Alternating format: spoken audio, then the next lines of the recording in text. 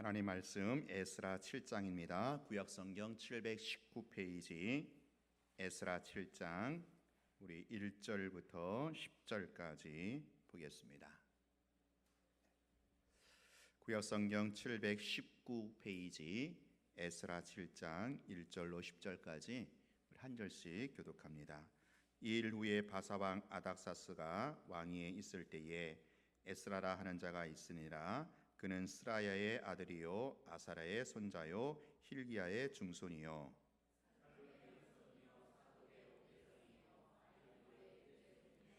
아마라의 7대손이요 아사라의 8대손이요 무라요스의 9대손이요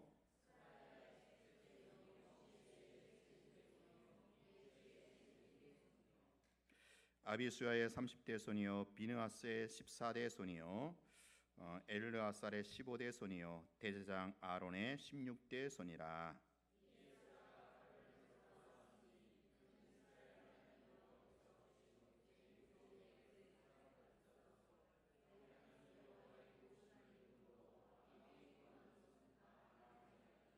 아닥사스 왕 제7년에 이스라엘 자손과 제장들과 레위 사람들과 노래하는 자들과 문지기들과 느디딤 사람들 중에 몇 사람이 예루살렘으로 올라올 때에 첫째 달 초하루에 바벨론에서 길을 떠났고 하나님의 선한 손에 도우심을 입어 다섯째 달 초하루에 예루살렘에 이르니라. 에스라가 여호와 율법을 연구하여 준행하며 율례와 규례를 이스라엘에게 가르치기로 결심하였었더라. 아멘. 서울에서 개업한 음식점 가운데 약 절반이 3년 내에 문을 닫는다고 합니다. 그러니까 둘 중에 하나는 망한다라는 얘기죠. 이게 이제 오래전의 통계인데 요즘에는 이보다 더 할 것 같아요.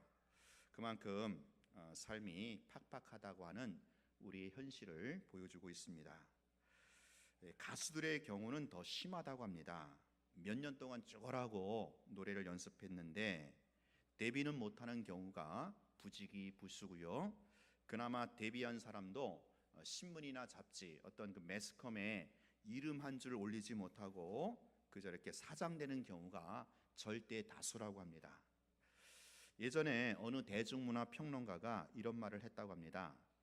데뷔한 가수나 그룹이 성공할지 못할지를 예상할 때 많은 사람들에게 무난하다 이렇게 평가를 받는 경우에 이건 거의 성공 가능성이 없다고 합니다.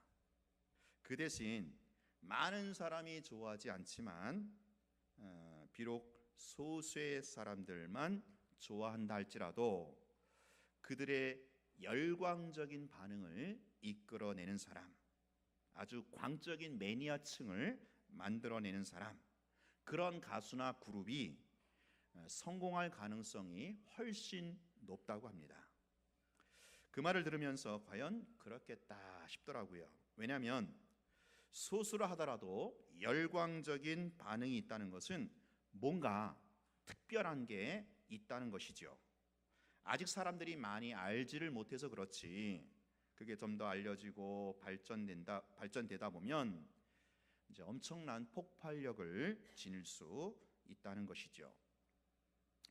기업의 경우는 정말 그렇다고 합니다. 새로운 시장을 개척할 때에 이 제품이 성공할지 못할지 이제 그 시장의 조사, 사람들의 반응을 부지런히 조사하지 않습니까? 그러다가 그 사람들이 일반적으로 괜찮다 뭐 그렇게 생각하는 제품은 오히려 성공하지 못한다라는 거예요. 오히려 소수라 할지라도 아주 열광적인 반응을 이끌어내는 그 제품이 성공 가능성이 훨씬 높다는 것입니다. 저는 물론 경우가 다르겠지만 하나님 나라의 성격도 이와 비슷하다라고 생각을 해봅니다. 여러분, 물론 교회는 많은 사람들이 있어야 하죠.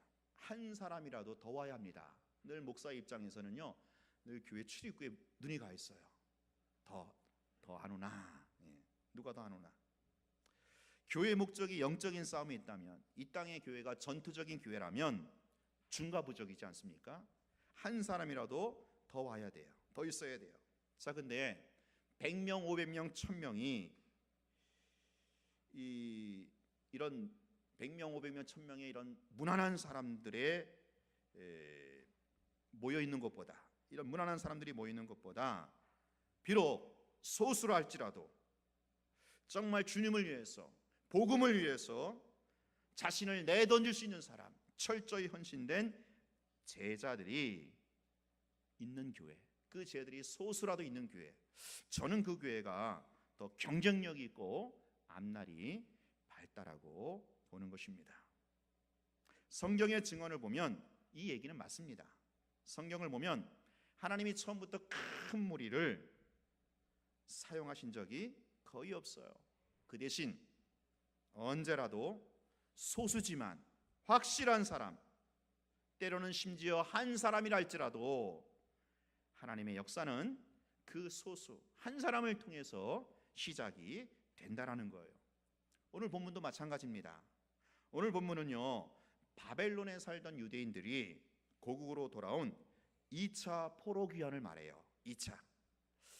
원래 이제 바벨론 포로로 끌려갔을 때 유대인들은 이 고레스 칙령으로 1차로 일단 귀환하게 됩니다. 1차. 그로부터 80년이 지난 후에 오늘 본문의 이 에스라를 중심으로, 에스라의 인도로 2차 귀환하게 됩니다. 그런데 다음 장 8장에 보면 이제 이 에스라와 돌아온 2차 포로 귀환자들의 명단이 이 집안별로, 가문별로 쫙 나오는데 그 숫자를 다 합쳐 보면 약 남자만, 그 당시 남자만이셨으니까 장정만 1,500명 정도 됩니다. 자, 여러분, 1,500명. 나라를 새롭게 세우기에는 너무 적은 숫자가 아닐 수 없어요.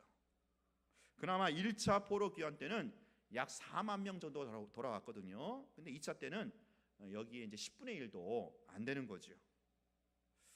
여러분, 장정만 60만 명이 애굽을 나올 때와 비교해 보면 이건 턱없이 적고 초라한 숫자예요.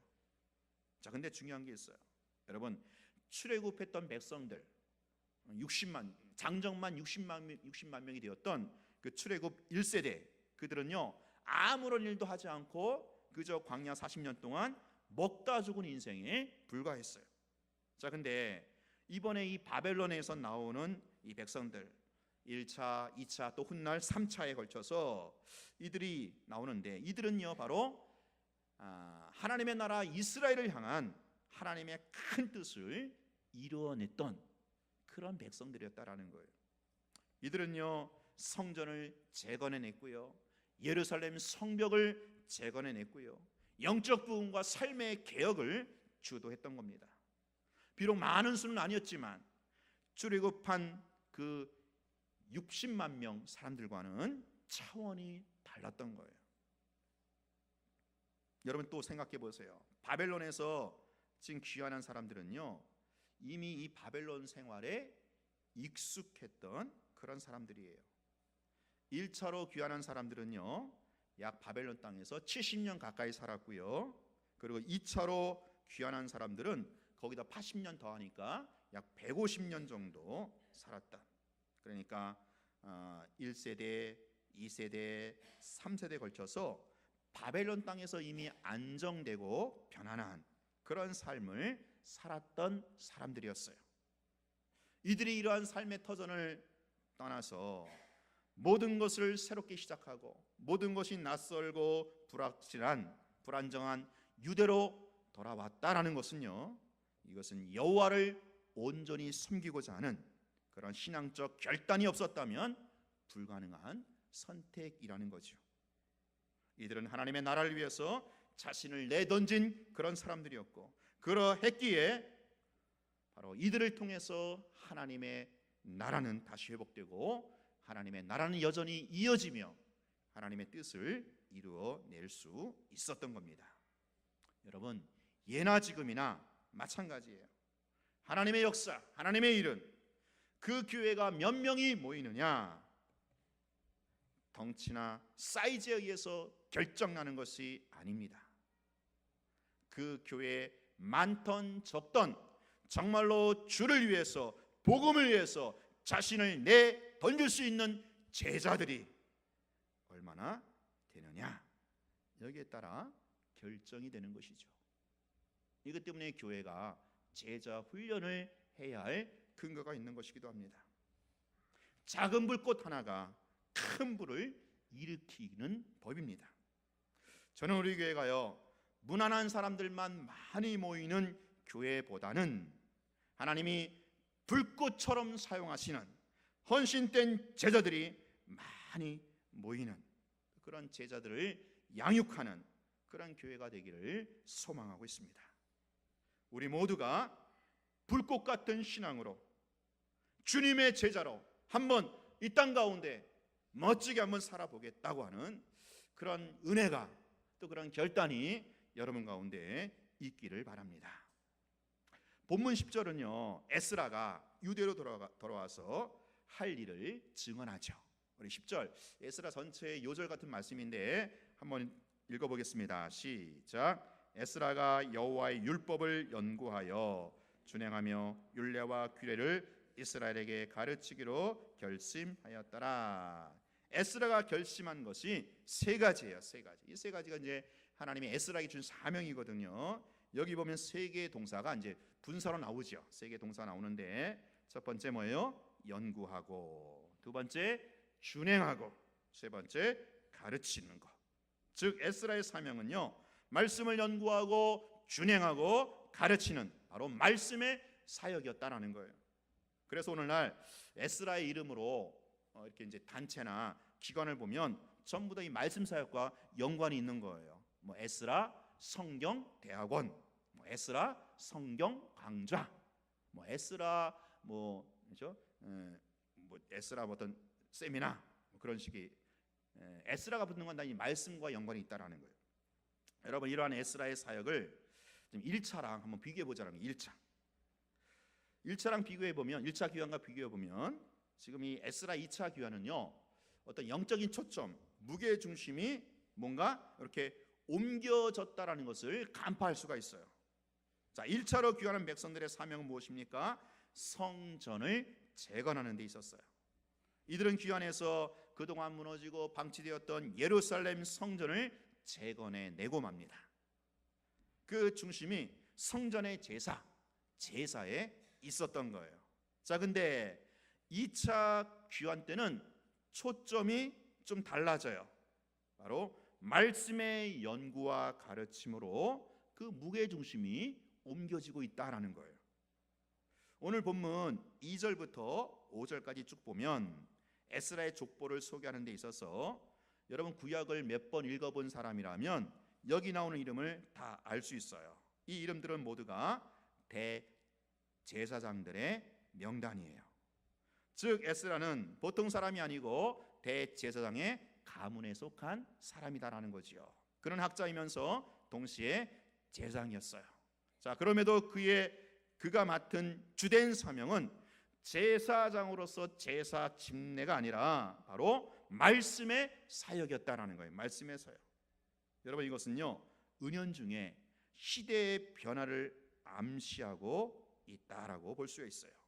이 당시 선지자가 지금 에스라, 느헤미야 같이 활동했던 선지자가 누구였냐면 바로 말락입니다. 말락이 선지자. 구약의 마지막 선지자죠. 이 말락에 이어받아서 세례 요한으로부터 신약의 시대가 또 열려지는 것으로 이어지잖아요. 자, 그러니까 이제 구약의 마지막 이게 시대이기 때문에 앞으로 새로운 시대가 도래할 것이라는 사실을 이제 예고하고 있는 거예요. 에스라의 사역을 통해서. 자, 그래서 구약의 신앙이 성전 중심, 제사 중심의 신앙이었다면 신약 시대에는 이제 성전의 제사가 폐지가 되고요, 바로 말씀을 붙드는 말씀 중심의 그런 새로운 시대로 신약이 열리는 거예요. 자, 그러한 시대의 전환기에 지금 에스라가 등장을 해서 그동안 1차 때 그 성전과 제사 중심의 신앙에서 바로 2차 귀환 말씀 중심의 신앙으로 물꼬를 트고 있는 겁니다. 여러분, 이것은 우리의 신앙도 어떻게 발전해야 될지를 보여주고 있는 거예요. 여러분, 하나님이 오늘 우리에게 너희들은 반드시 이것부터 해라 명하시는 게 있어요. 그게 뭡니까? 바로 예배입니다. 예배가 우리 신앙의 첫 출발이자 기본이죠. 자, 근데 중요한 것이 있어요. 예배가 신앙의 핵심이고 기본이지만 그 예배가 모든 것을 완성하는 것은 아니다라는 거예요. 예배는 완성이 아니고 출발이다라는 거죠. 예배에 성공해야 하지만 이제는 말씀에 순종하는 신앙으로 더 나아가야 된다라는 거예요. 그래서 온전한 신앙에, 성숙한 신앙에 이르러야 한다라는 거예요. 만약에 예배가 신앙의 완성이라면 그저 교회 출석만 잘하면 돼요. 예배 참석만 잘하면 돼요. 그러나 말씀에 순종하는 신앙으로, 성숙한 신앙으로 나아가려면 예배 참석으로만 안 되는 거죠. 어때요? 소그룹에 참석해야 되고, 구역 예배 참석해야 되고, 또 우리 교회가 베풀고 있는 프로그램, 성경 일독학교, 양육반, 제자반에 적극적으로 참석해야 되는 거예요. 자, 그리고 말씀의 순종은요, 교회 안에서 이루어지는 것만이 아니잖아요. 사실 따지고 보면 어떤 의미에서는 교회 밖에서, 우리의 삶의 현장에서 더 많이 이루어지는 경우가 바로 말씀 순종의 영역이라는 거예요. 때문에 우리의 신앙이 온전하려면, 우리의 신앙이 성숙으로 나아가려면 이제 교회 밖에까지, 삶의 자리까지 이 말씀의 영역을 넓히고 적용해야 된다라는 거예요. 우선은 성전에서 제사와 예배를 회복하고, 그리고 나서 성전 밖에서도 말씀에 순종하는 신앙으로 우리가 진출할 수 있어야 한다라는 겁니다. 예배로 출발하고 그 예배를 생명처럼 붙들어야 하지만 이것이 끝이 아니라, 완성이 아니라 처음이고 출발이라는 것. 그래서 예배한 대로 살아내고 교회 밖에서도 말씀대로 순종하는 성숙한 신앙으로 나아가야 한다라는 거예요. 그래서 우리 교회 주보 맨 앞에 보면 그 예배 맨 나중에 그런 말씀이 있죠. 예배의 마침은 삶의 시작입니다. 자, 에스라가 세 가지 결심을 했는데 좀 더 살펴볼게요. 세 가지가 뭐라 그랬어요?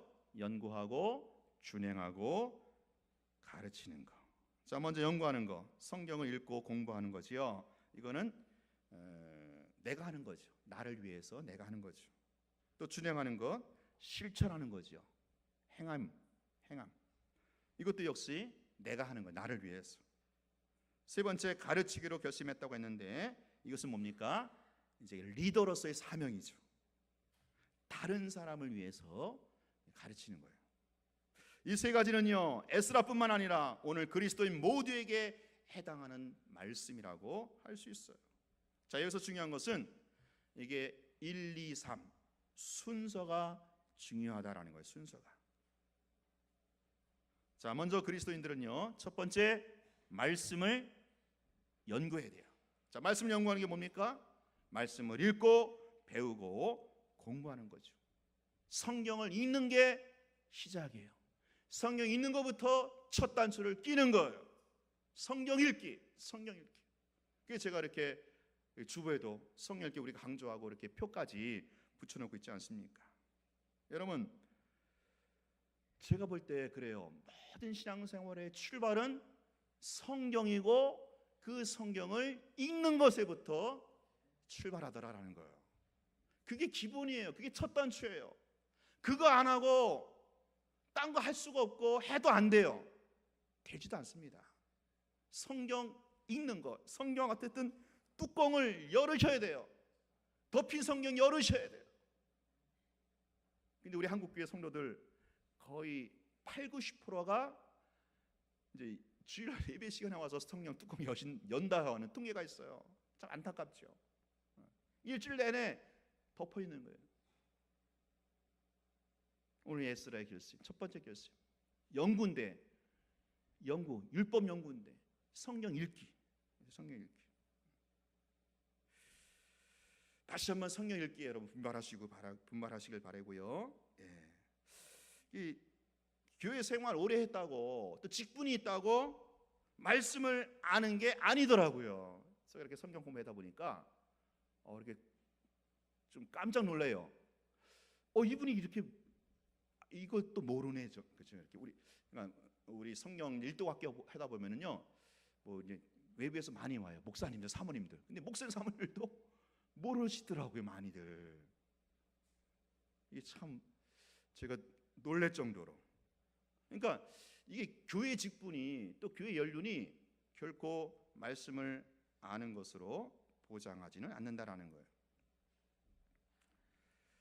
우리가 설교 많이 들었다고 말씀을 아는 게 아니더라고요. 성경 읽기와 더불어서 이제 성경을 공부하는 게 필요하죠. 성경 공부. 성경을 어떻게 읽을 것인가? 성경을 어떻게 읽어낼 것인가라고 하는, 그렇죠? 이런 성경 일독학교. 꾸준히 이제 저희 교회가 이제 성경 일독학교를 하는 거예요. 말씀을 제대로 알기 위해서는 바로 이 성경을 읽고 배우고 공부하는 것이 필요하다라는 거예요. 흔히들 말하기를 사람들이 이 고전 책 있잖아요. 고전에 대해서 말하기를 이렇게 얘기해요. 고전이란 그 가치가 엄청나고 무궁무진한 책이다. 그런데 아무도 읽지 않는 게 고전이다. 그래요. 자칫하면 교인들에게 성경이 그런 책으로, 그냥 고전으로 전락할 수 있다라는 거예요. 예수 믿는 사람 치고 성경의 가치 부정한 사람 아무도 없어요.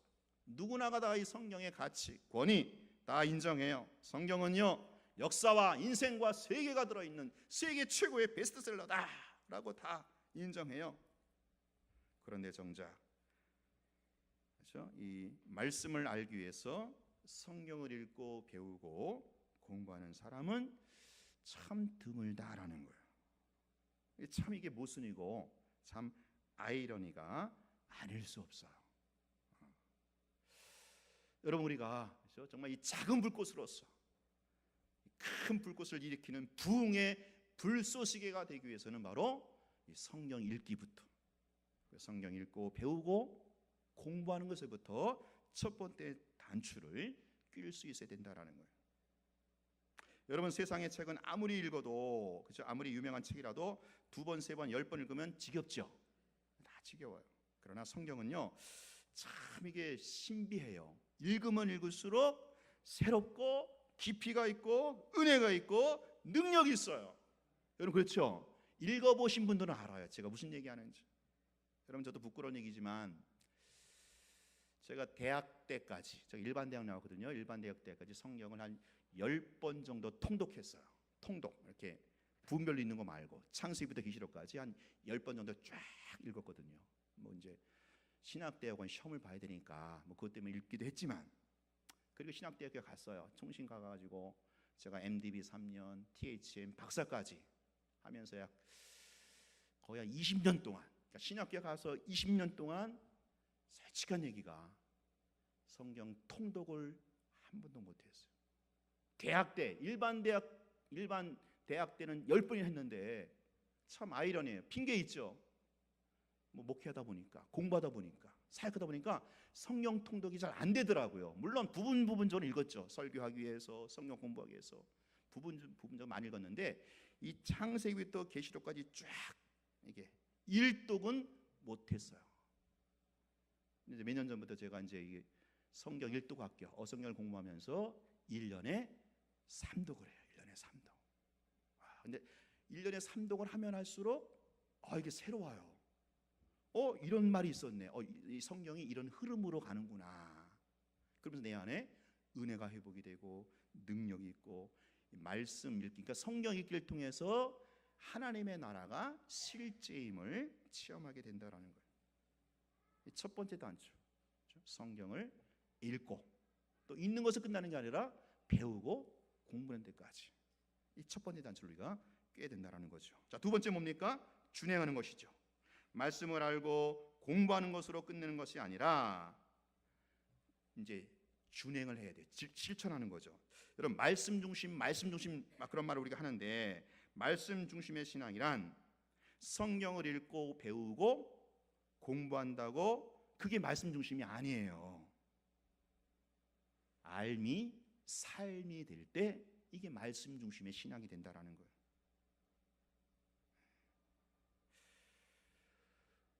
오늘 그렇죠? 에스라는 자기가 연구하고 성경을 읽고 공부하고 배운 그 말씀을 삶을 통해서 검증해 봤어요. 거기서 파워가 나오는 거 아니겠어요? 아는 데서 파워가 나오는 게 아니고 아는 말씀을 내가 삶으로 살아낼 때 거기서 영적인 파워가 생명력이 또 거룩한 영향력이 뿜어져 나온다라는 거예요. 살아보는 거, 그렇죠? 준행하는 거. 세 번째는 뭐예요? 말씀을 가르치는 거예요. 물론 말씀을 알고 말씀을 준행하는 사람 신앙이 견고해요. 신앙이 성숙해요. 그런데 혼자만 성장하면 되겠어요? 혼자만 견고하면 되겠어요? 다른 사람도 신앙을 견고하게, 다른 사람도 신앙을 성숙하게 해줘야 하는 것이 오늘 우리의 마땅한 사명이고 부르심이 아니겠습니까? 가르치는 거, 그죠? 가르치는 거.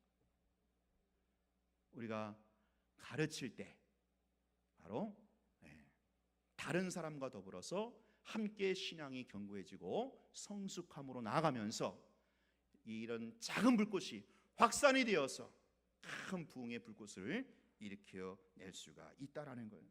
이 초대교회 부흥을 가만히 보면요, 제가 깨달은 게 있어요. 초대교회는요 두 부류의 그 사람들로 존재하더라고요. 두 부류. 뭐냐? 말씀을 가르치는 부류가 있고 말씀을 배우는 부류가 있었어요. 두 부류에 딱 두 부류. 근데 그 뭐 정확한 구분이 없겠지만 하여튼 그 말씀을 가르치는 사람들이 뭐 신학을 했다거나 뭐 리더뿐만이 아니라 평신도 했어요. 평신도. 그럼 뭐 빌립, 스테반 다 평신도였잖아요. 집사. 그러니까 평신도 중에 그러니까 초대교회 평신도는 두 개의 부류라는 거예요. 오늘날은 그렇죠? 교역자 평신도 부류가 있잖아요. 근데 이게 아니고 초대교회 원래 초대교회는 모든 평신도가 두 부류. 말씀을 가르치는 평신도, 말씀을 배우는 평신도.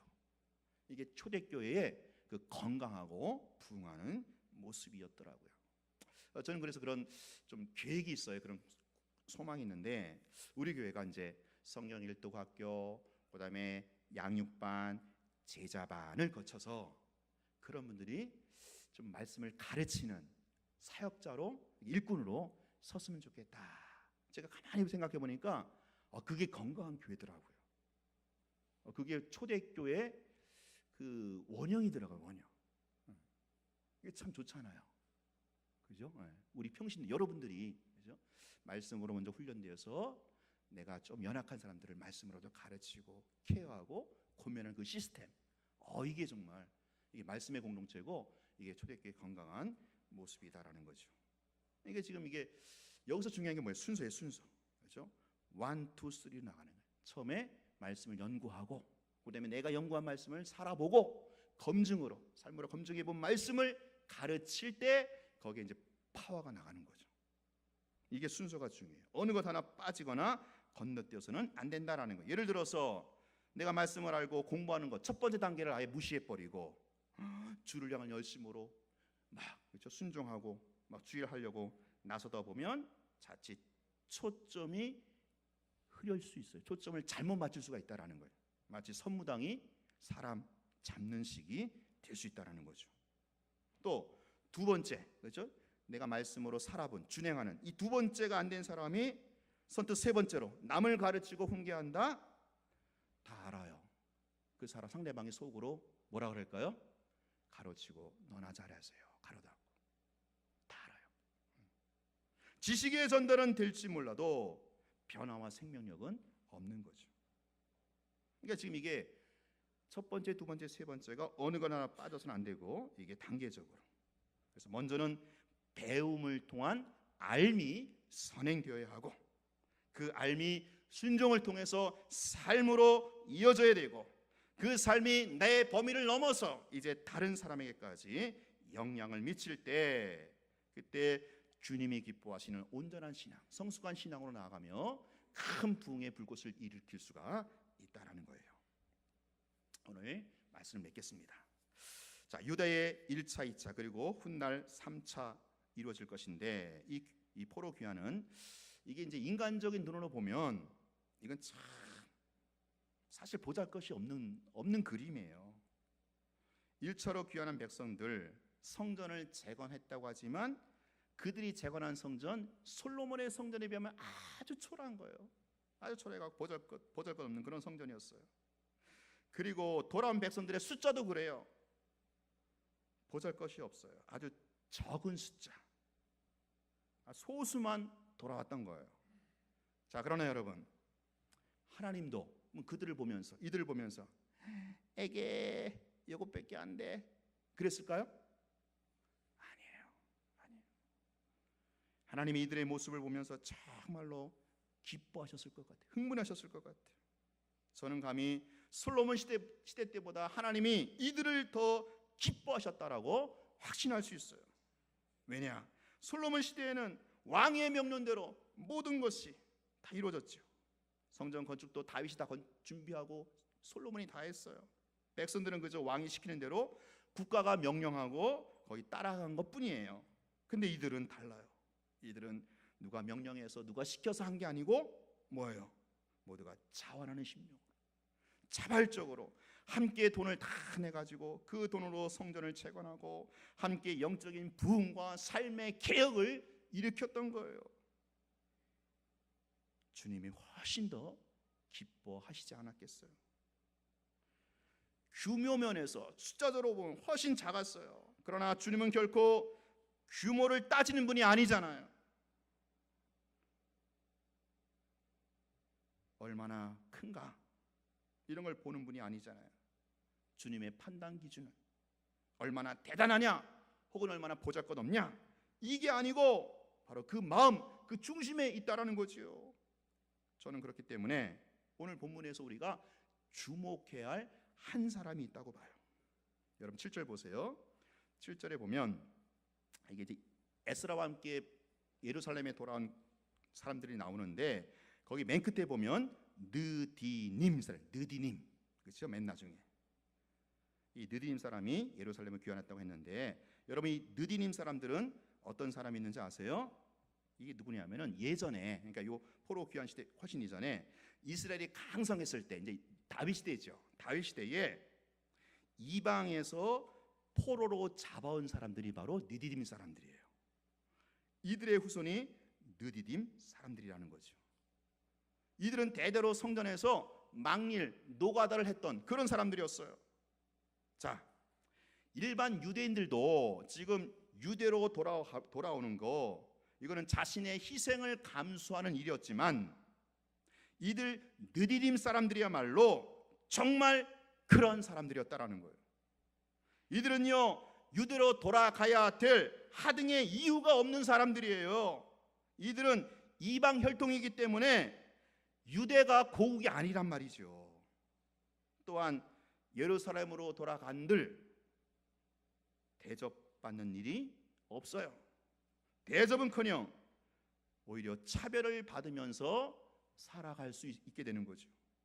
그냥 여기 바벨론 땅에 눌러 앉아 살면 그 바벨론 땅은 똑같은 이방인들이기 때문에 차별받을 일이 없지요. 그냥 자기 능력대로 열심히 사는 대로 살면 되는 거예요. 그런데도 이들 느디민 사람들은 1차 포로 귀환에도 동행했고요, 2차 포로 귀환에도 동행했고요, 앞으로 3차 느헤미야도 함께 동행할 거예요. 이들이 돌아간 이유는 오직 한 가지예요. 한 가지. 바로 여호와를 온전히 섬기는 신앙생활을 제대로 하기 위해서, 하나님을 섬기는 그 신앙생활 때문에 그 모든 편안하고 안정된 삶을 버리고 예루살렘으로 돌아갔다라는 거죠. 여러분 저는 그렇게 생각해요. 에스라가 돌아간 것도 귀하고 제사장들이 돌아간 것도 물론 귀해요. 그런데 에스라는 말씀 사역의 중심에 선 리더, 지도자잖아요. 제사장들 역시 그 제사를 집례하는 뭐예요? 영적 리더, 지도자예요. 이들은 다 백성들에게 인정을 받고 존중받는 그런 사람들입니다. 그런데 느디빈 사람들은 정반대예요. 아니에요. 돌아간다고 한들 여전히 망리를, 노가다를 해야 할 사람들이고, 다른 사람들로부터 인정이나 존중받을 사람이 전혀 아니에요. 그 당시 기준으로 보면 정말 보잘것없고 초라하기 짝이 없는 그런 사람들이었어요. 그럼에도 불구하고 이들은 예루살렘으로 돌아갔어요. 그런 점에서 이 느디딤 사람들은 그 어떤 사람들보다도, 그 어떤 리더십들보다도, 에스라나 제사장들보다도 어떤 면에서 볼 때 더 귀하고 더 하나님 보시기에 필요한 사람이 되었을 것이다라는 거죠. 제사장처럼 겉으로 드러나는 사람들이 아니지만 이 느디딤 사람들 같은 분들도 역시 하나님의 나라 교회에 반드시 있어야 하는 것 아니겠습니까? 비록 겉으로 드러나지 않고 크게 인정받지 못하고 칭찬받지 못한, 이름도 없이 빚도 없이, 그렇지만 수고하고 봉사하는 이런 사람들, 느디딤 같은 사람들이 우리 가운데에 있어야 한다라는 거죠. 이런 사람들이 하는 일 크게 드러나지 않을 수 있어요. 사람들이 알아주고 칭찬해주지 않을 수도 있어요. 그러나 그러한 일들을 뒤에서 묵묵히 감당해내는 이들이 있어야 교회는 돌아가고 교회는 세워지는 것이 아니겠습니까? 오늘 우리 교회를 치자면 교회 주방 봉사하시는 분들, 또 교회 청소하시는 분들, 또 제가 보니까 요즘에는 차량 운행하시는 분들, 차량 운행하시는 분들이 필요해요. 느디딤 같은 사람들 봉사하시는데 일꾼이 딸려갖고 우리 부목사님이 좀 하고 또 있거든요. 이 부목사님 일부 예배 섬겨야 되는데 저희 차량 봉사할 수 있는 느디비 같은 사람들이 좀 필요하다라는 거예요. 이런 사람들이 있기에 교회가 그래도 하나님의 말씀대로 유지가 되고 세워진다라는 거죠. 여러분, 오늘 우리 모두는 다 교회에 속한 권속들이에요. 내가 맡은 일이 얼마나 빛나는 일이냐, 얼마나 이름을 날리는 일이냐, 그런 거 여러분 상관없어요. 전혀 관계없어요. 다 귀하고 다 아름답고 다 필요한 일입니다.